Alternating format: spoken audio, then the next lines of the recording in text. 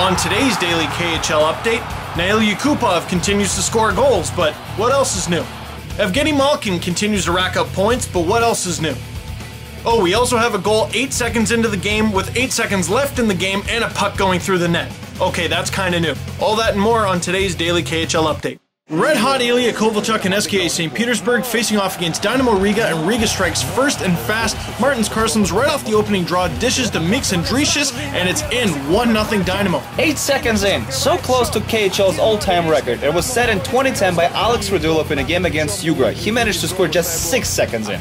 Exactly 8 minutes and 30 seconds later, SKA on an odd man rush, Ilya Kovalchuk finds Tony Mortensen cross ice, and the Swede one-times it in 1-1.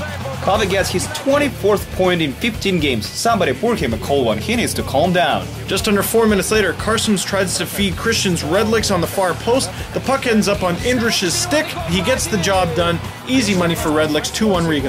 Indrich's effort is amazing on this play. The replay doesn't show it, but it was him who forced SKA to give up the puck in the first place. Late in the first now, Alex Nijivi puts it in front for Paul Jahora, and Dynamo's up 3-1. That's 3 for Shahura in his debut season in the KHL. SKA looking to bring it to a 1-goal differential before the first intermission, but Michael Telkvist says nay. That's Swedish for no, by the way. Not only does he save it, but somehow he manages not to kick out a rebound. Must be his blade. Second period now. SKA is looking to get on the board again, and they do. Kevin Dahlman gets one through Telkvist, 3-2. So much for that big save, eh? That's Dahlman's 7th goal and 19th point of the season. His second in scoring among defensemen. Early in the third now, Vladimir Tarasenko stays onside, gets the puck from Viktor Tikhonov, and beats Telkvist 5-hole with a quick release tie game. You might think that goal looked soft, but the net disagrees. He blew a hole right through the netting. This kid is so much fun to watch. You think that's fun to watch? Get this. Martins Karlsson strips Dahlman of the puck, manages to get it to Jamie Johnson, who sauces it to Mix Andricius, and it's in! 8 seconds left on the clock. Riga pulls ahead. Mix Andricius scores his 2nd goal and 3rd point of the night and his 16th of the season. If there's anyone who can compete with Nail Yakupov for KHL's Rookie of the Season award, it's this kid. Spectacular performance. Riga downs SKA on the road in regulation with the dramatic 4-3 final. Nail Yakupov and Neftahimik Nizhnekamsk play host to Torpedo. Early in the second, Alexander Semin gets in on the breakaway and beats Matt Dalton 1-0 Torpedo. That's Semin's 2nd goal of the season and easily the prettiest so far. Neftahimik strikes back just under 10 minutes later. Peter Kokel gets into the zone, draws 2 defensemen deep, passes to Renat Mamashev, who feeds Nail Yakupov for his first of the night. Let's hear it, Nizhnekamsk tie game. What a nice play all around. This is why they practice. Clearly, they didn't pull it off spontaneously. 4.5 minutes later, Neftahimik is on the power play. Alex Selyanov gets the puck from Yakupov, takes his time but pulls the trigger at the right moment. 2-1 Neftahimik. Selyanov is a former Red Wings pick from 2000. That's his first of the year, and ironically, he played a few games for Torpedo last season. Early in the third now, Maxim Potapov gets into Neftahimik's zone, goes for a deke, hits a defenseman's skate, and the puck goes to Vladimir Garbunov, who ties us at 2s. Less than 10 minutes left in regulation. Andrei Plekhanov puts the puck on net. Everyone loses sight of it for a second, but it goes in. 3-2 Neftahimik. Nikolai Belov was originally credited with the goal, but in fact it was veteran Andrei Subotnik who touched it last. That's his 4th of the season. Dying seconds of the third, Torpedo pulls their goalie. Subotin goes for an empty netter, no dice, but Yakupov grabs it, and that's his 2nd of the night to ice it. That's his 10th of the year in just 13 games. In case you wonder, Ovechkin had 13 goals in 37 games as a 19-year-old. I did wonder about that actually. Kids on fire, great stuff. 4-2 Neftahimik final.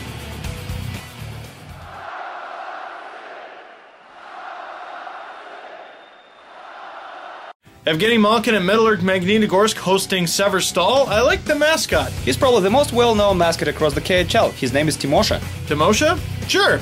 Here we are early in the first. Cal O'Reilly rushes it in, passes to Sergei Moisakin, who taps in his own rebound. 1-0 Magnitka. Moisakin has been on a roll lately. That's his 5th goal and 10th point in the last 10 games. Jeez. Severstal ties it up 8 minutes later. Denis Kazyanov storms down the right wing, has an option to pass, but shoots it himself to beat Ariahanen 1-1. But just under a minute into the second, though, Magnitka on the power play, and Matt Zuccarello finds Dmitry Kazyanov open in the slot. 2-1 Magnitka. Funny how Kazyanov brothers scored back-to-back goals for different teams. Also, it seems like this play is something Paul Maurice cooked up for his team this season. It's not the first time we've seen it. No, it's not. Late in the third now, Malkin grabs the puck, draws all the attention, passes to Enver Leeson, who makes no mistake. 3-1 Magnitka. Lysin had an off-season offensively last year, but playing with Evgeny Malkin has really panned out for him. He's like James Neal of the KHL. Cut to the third now. This time we see Malkin on the right wing, dishing to Enver Lysin again, and he blinds the fans and myself with his awesomeness. Gross. 5-2 Magnica. That's Lysin's second of the game, 6 in the past 7 games, and 7th point over that stretch too. Not only does Magnitogorsk win their third straight, but they've outscored their opponents 19-6 over that stretch. Learn how to spell their name because they're looking to go deep. 5-2 Metalurg Magnitogorsk final. The reigning Gagarin Cup champions Dynamo Moscow face off against KHL newbies Donbass. Alex Ovechkin still out with bronchitis, but Dynamo is still solid. Early in the first, Kirill Knyazev dished it to Konstantin Kazanchuk. Bam! 1-0 Dynamo.